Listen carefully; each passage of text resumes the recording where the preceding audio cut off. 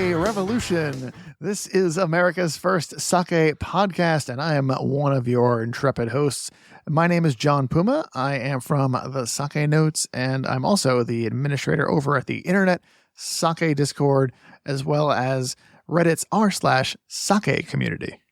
And I'm your host, Timothy Sullivan. I'm a sake samurai. I'm a sake educator, as well as the founder of the Urban Sake website. And every week, John and I will be here tasting and chatting about all things sake and doing our best to make it fun and easy to understand. Hello, Tim. Hey, John. How you doing? I am doing well. How about you? Doing great. That is good. We like to hear that. Like when I worry about the day when I'm like, Tim, welcome to the show. How you doing? And you're like, oh, life sucks. you're like, let's go straight to the tasting. Well, we have something special in store for our listeners today. We're going back to a series that I love. We are going to be trying a new sake vessel. Yes. We've had our series on sake vessels here for a bit of time now. We've gone through quite a few. And what we've been doing with all of them, just to bring everybody up to speed here, is that we'll introduce a sake vessel that usually has some really interesting traditional ties to Japan and to sake. And then we will talk a little bit about the history behind that. We then will taste sake out of it and compare that to the experience that we typically have here of tasting that same sake out of a wine glass. It's been a lot of fun and sometimes a little eye-opening. Yes. What are some of the other vessels we've spoken about to date? We did the Sakazuki, right?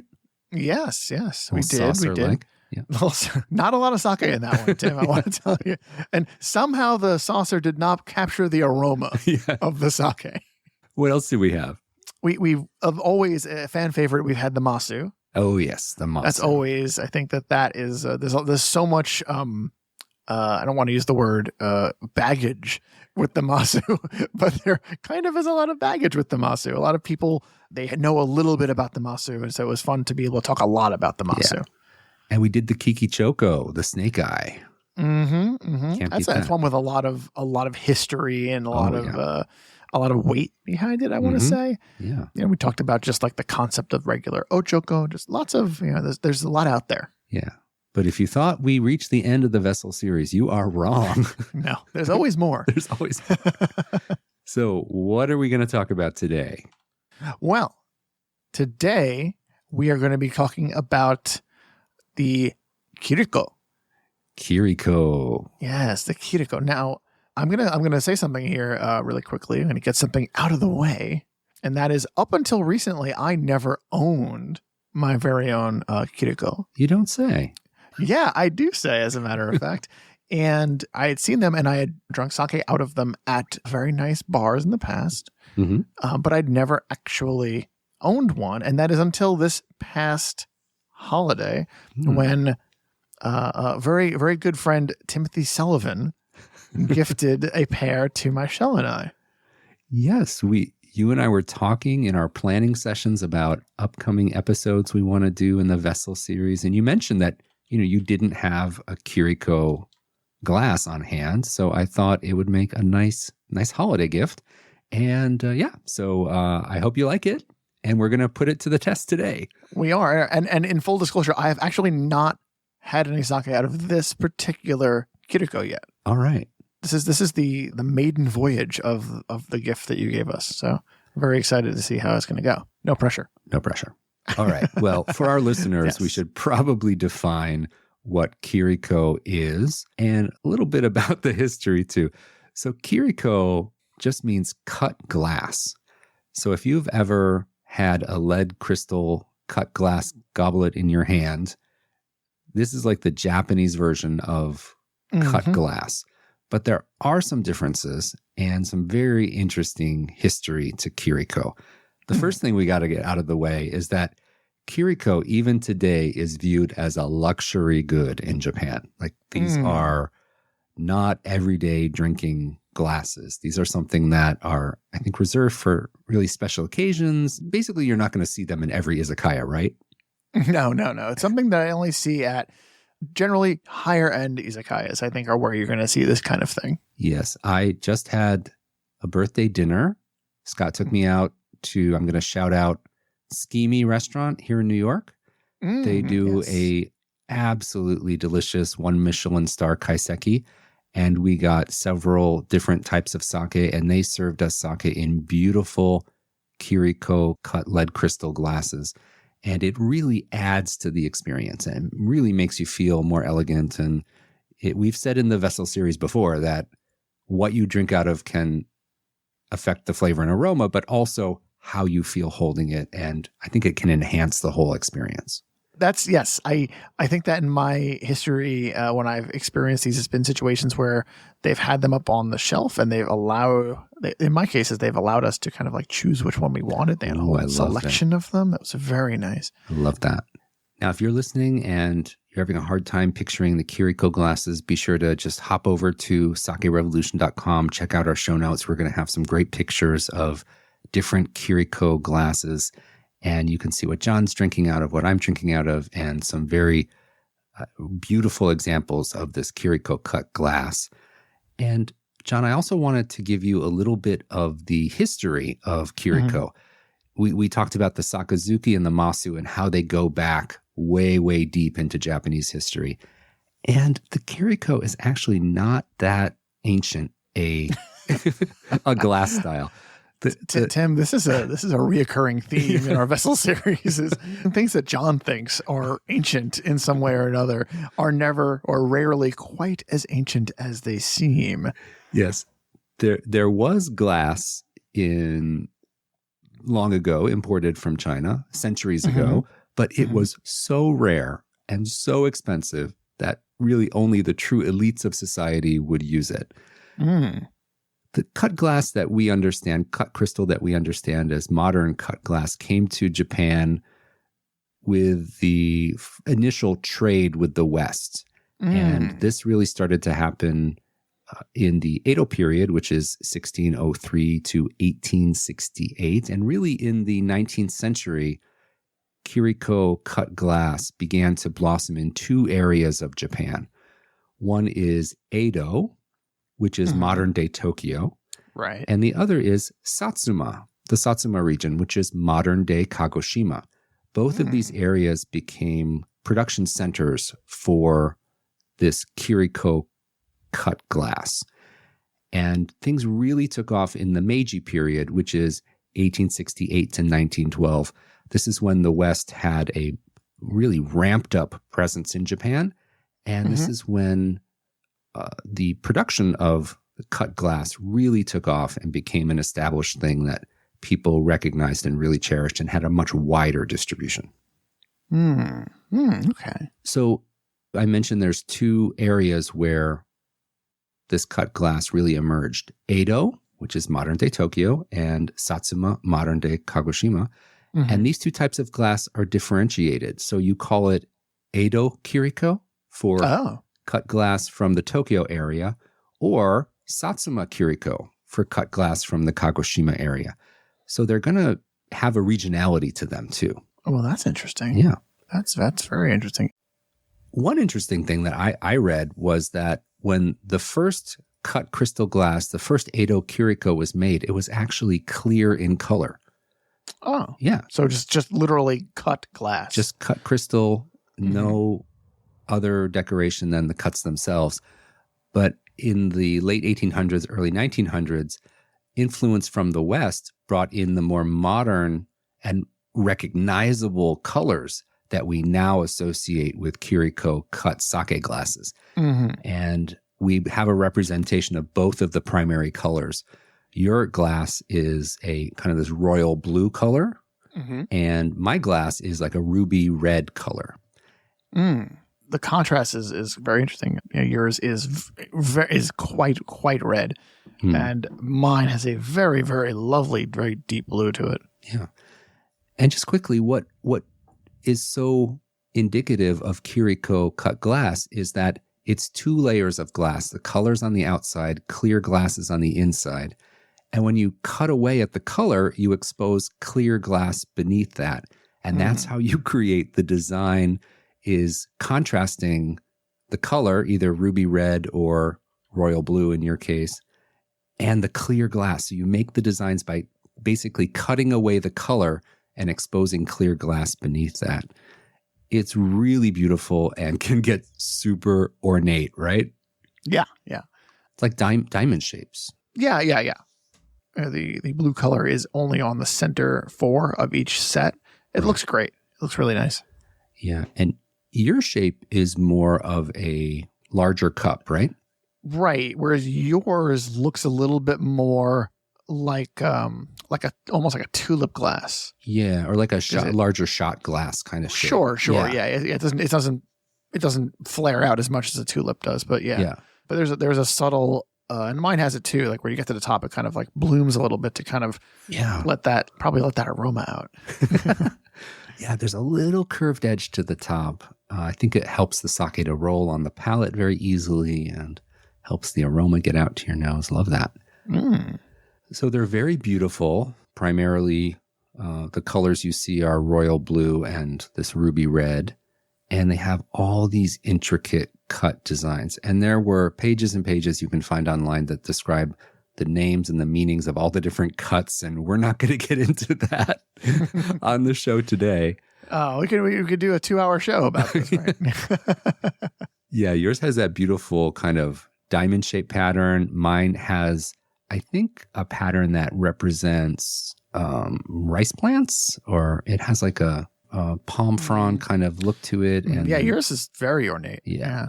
And wedges cut off the bottom. So there's like a scalloped color along the bottom edge of it.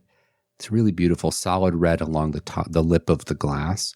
So as we always do, we're going to be putting today's vessel, Edo Kiriko. We're going to be putting this up against our tried and true stemmed wine glass, aren't we? We are. And I, based on the look of this glass, I think that this is going to fare a lot better than some of our other contestants in the past. Yeah. When we evaluate this one, I think we should add in like the vibes factor, like how it makes us feel holding a fancy glass, right? Oh, yes, perhaps. And since we're going to be drinking out of this very nice glass, we needed to select a very nice sake to go along with it. And so today we've got the Nagoriyama Gekyu, and this is a Junmai. And in the West, we call this one Crescent Moon. Yeah. Nagoriyama is located over in Fukushima. And this sake is utilizing a rice variety that I'm not overwhelmingly familiar with. Yume no Kaori, which I think is like dreams of fragrance or dreams of aroma, I think. or maybe the aroma of dreams. I might have it backwards. The polishing ratio of that Yume no Kaori is 55%. The alcohol percentage is 15%. The acidity is a very light 1.1, and the sake meter value, that measure of dryness to sweetness, is -1. So very subtly sweet. And interestingly enough, the brewers, they say that the sake has a wisp of sweetness. Yeah, -1. I can see that. -1 with a low acidity. That tracks. I'll be the judge of that wisp. Yeah. Okay. Excellent. As mentioned earlier, the Nagoriyama Brewing Company is from Fukushima Prefecture in the Aizu region. They were founded in 1918, but under a different brand name. It was Take Masamune back then. Okay. And then in 1937, they changed it to Nagoriyama to invoke the name of Mount Nagura, which was nearby. Yeah. And it wasn't until 1973 that they started to make premium sake, so like Ginjo and Junmai, that kind of thing. So this is only since 73. They're kind of new to this part of the game, but they've been making sake for quite a while. Cool. Well, that sounds great. I've never had this sake before, so I'm really excited. Yeah. I'm not sure if I've ever had it before either. This is interesting. It's a little rare that we both encounter a sake that we haven't had before. That's right. And we're always looking at our past shows. We want to try new things and not repeat sakes too often. But today is the day. This is like a unboxing video for you and me, where we're going to get unboxing audio, though. Unboxing audio. Okay, let's get this open and in the glass. Excellent. Let's do it. Well, all right. We've got two glasses of sake poured. I smell a wisp of aroma of something. A wisp of something. Yes. Okay, so John, let's grab this beautiful Kiriko first. All right. And I will say the Kiriko, one of the things I'm really noticing from this, and I picked up on it a little bit earlier as well, it's very light. Like, you kind of like, you draw an unconscious connection between what a glass should weigh or how it should feel in your hand with sake in it. And it feels very, very light, which, I think when a glass is very light, you get that you associate that in your mind with something very premium, something very purposeful. Excellent. Yeah, mine's not that heavy either, actually. Yeah. All right. Well, let's give it a smell. All right. That's nice. What do you think? Well, I'm not getting a ton. It kind of dissipates as soon as or very soon after I swirl it, because I can get a little bit of a swirl going on with this. It's tricky, but I didn't pour that much, so I can get some swirl. And, we should remind people at home that even though Tim and I are both using Kiriko glass today, they do have very different shapes. Yes. Mine has a much wider mouth, shorter glass with a wider mouth to it. And Tim's is a much taller, narrower vessel. I'm getting a very limited aroma too, but I do smell something that has a hint of riciness to it. Like very much a Junmai type of aroma. Not fruity for me. No, I get a sweetness though. It's like there is, I get that little bit of rice when it comes. It's like a little bit of rice, a little bit of sweetness to it. You've made mention of like a sweet rice, like almost like a mochi rice, like almost like a mochi. Yeah. In the past, that's what I get out of this. Yeah.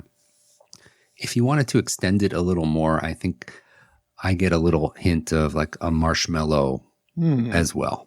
Yeah, but it smells good. Yeah, very pleasant. And very, very gentle, very, very light. And we're going to see if that lightness is because of the glass or because of the sake in a minute. But should we give it a taste? Yes. All right. That's good. That is really nice. There, for a sake with a very low acidity, the acidity plays a little bit. I think there is a wisp of sweetness there. There is. Success. There is truth in advertising. Yeah. Yeah. It has a little bit of a ricey flavor. It has just a hint of savoriness as well. It is still, it's pretty light. Yeah. Even though it's a Junmai, it's pretty light. Yeah. It has a nice clean taste to it. I find it a bit layered. There's a lot of interesting things going on, but it does have a very gentle touch to it. Yes, gentle. That's a really good word for this. I like that. I think this would be very at home with food. I know people at home are like, yes, John, all sake is at home with food. But this is especially, I think, would go nicely. And there's still some room for just sipping this like we are right now. Yeah, I like the layers on the palate. There's some riciness. There's a little bit of savoriness. There's that wisp of sweetness, and it plays together really well. It's not overpowering. I can imagine if you were having this with food, it would be a wonderful companion and not overextend itself or outshine anything, but just balance perfectly with a variety of cooked dishes. And it's a really nice Junmai grade sake, don't you think? Oh, yeah. Yeah. I'm trying to think of what I would want to have with it, though. I wouldn't want to go nothing too crazy, I don't think this is going to necessarily stand up to your extremely heavy Western dishes that well. Right. It is very light still.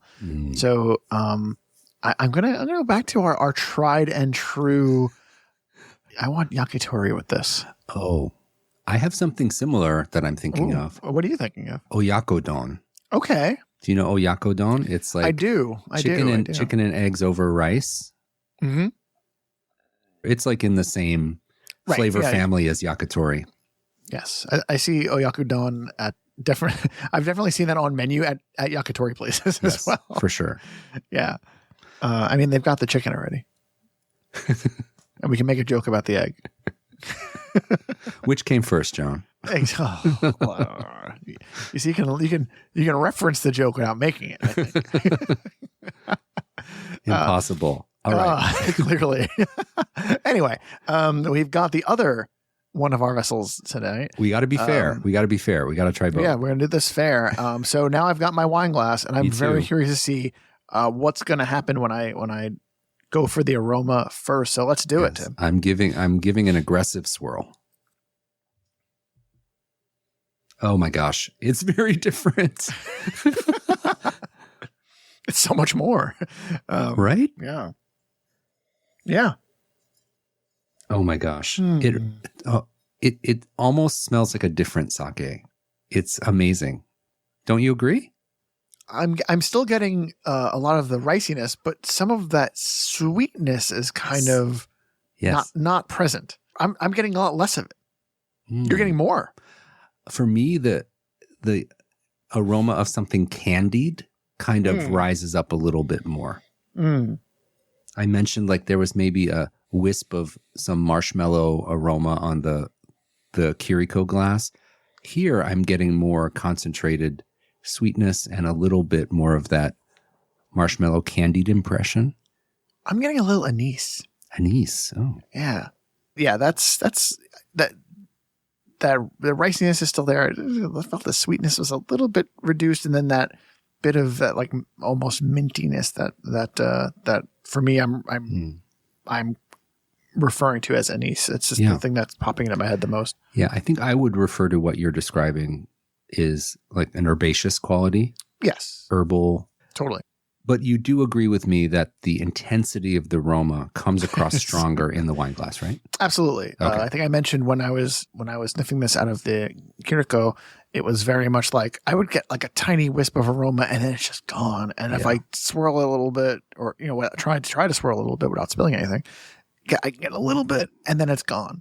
Yeah. It was a struggle really to capture the aroma. Whereas in the wine glass, this is a vessel designed almost expressly to capture the aroma of the beverage inside of it. And it does such a fantastic job with that. So yeah, getting a ton of aroma with this, and it really lets us explore it more. For me, I just took a taste from the wine glass, and the taste is not markedly different for me from either vessel. Tastes very similar. The taste is similar. I think it's a little bit heavier, meaning it's dialed up a notch higher. The flavors are all there. I think I said that when I had it out of the Kiriko, I felt it had a bit of a lighter quality. I feel like it's a little bit more present, a tiny bit less gentle. Yeah, it's a really good sake. It's an approachable junmai, wouldn't you say? Absolutely, yeah. Yeah. And if you're on the fence, like I hear that so many people get into sake and they get so into like the fruit bombs and the, super ultra melony sakes. And they're just like, oh, I don't like anything too ricey. This is like the gateway to the ricey land. This is the gateway rice. Yes. I like that a lot. That's good. Yeah. And I think it's apt. I think it's actually very very on the nose. It's very appropriate, and it nails it. This is, in fact, a great gateway for people, a gateway ricey sake for people who are afraid of ricey sake. Yeah. I can see that, and sometimes I fall into that category. I mean, I've embraced it more over the years, but for a long time I was like, "Oh, I don't like ricey sake." Yeah, they can be a little too bold sometimes, a little too grainy, but this walks that line perfectly. Like it's not fruity at all, but it's not off-putting with its riciness. It's overall mild and gentle. Like it's trying to be approachable, I think, and really easy drinking, but it does have that ricey spin to it, and that I will say it again, that wisp of sweetness. Toe in the company line there, Tim. Hook, line, and sinker. All right. I will say, so for me, like it's junmai kind of on its way to ginjo, but it avoids the fruit, and it's allowed to stand on its own as this lighter expression of junmai, And that makes it a lot of fun. That makes it a really interesting sake that I don't think there's a ton that we get over here, at least, that really goes for this style. I think it's nice. I think it's like, it gets to stand on its own, it gets to be a little novel. Now, I got to ask you before we wind up here, what is the vibe check drinking out of the Kiriko glass? How do you feel? Because it's your first time drinking out of some very, very nice friend of yours gave you a Kiriko glass, and no, yes, very, very, very generous apparently. No. So you got a Kiriko glass. You're drinking out of it for the first time. What's the vibe check? How are you feeling? How does it feel in the hand? The glass in the hand is wonderful. I love how light it is. I mentioned that earlier. I know that's like a weird thing to talk about, but I really like that about it. I also, it feels good in the hand. It looks wonderful. And from a taste standpoint, a little sad about the aroma situation, but I really thought the sake tasted fantastic out of the Kiriko. Like, it was really nice. It's, like I said, a little bit more gentle, but I kind of liked that aspect of it. Yeah. And so that was really interesting and really nice. And again, we learned, as we always do when we do these episodes, that the vessel really does have an impact on the tasting experience. So if anyone is out there looking for a new type of sake glass to buy, keep your eyes out for Edo Kiriko, because they're beautiful. They are a little bit on the pricey side sometimes, but they're something really wonderful and full of history that you can have at home and really enjoy good premium sake from.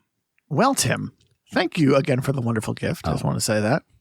My pleasure. Be out right out there and say that.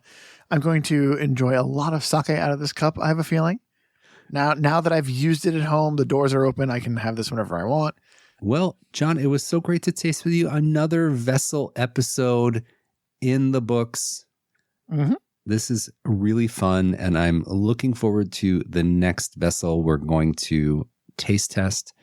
But until then, I want to thank our listeners so much for tuning in. We appreciate you so much each and every week. And I also want to thank our patrons. Without your support, Sake Revolution would not happen, and we appreciate you guys so much. And if you have any thoughts that you'd like to share with us, any questions, comments, that sort of thing, number one, if you're a patron, you guys reach out to us on Patreon. We're right there. But in addition, we have an email address set up called feedback@sakerevolution.com. You can also get at us on social media, Instagram, Twitter, Facebook, where we are either Sake Revolution or Sake Revolution Pod. No TikTok just yet. So, I'm sorry. It'll get there one day. If you would like to see the glasses that John and I were using today, learn more about Edo Kiriko, you can check out our show notes at sakerevolution.com, where we'll have everything available there for you. And we'll also have a full transcript of today's episode. Without any further ado, please raise your glass. Remember to keep drinking sake and kampai.